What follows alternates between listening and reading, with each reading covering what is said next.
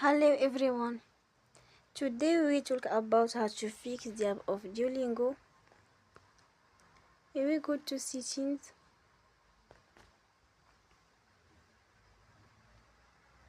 Then we click on apps.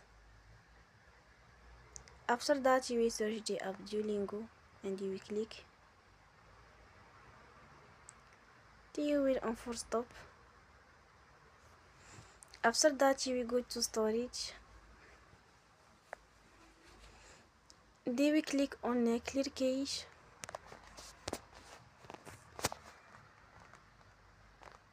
In the end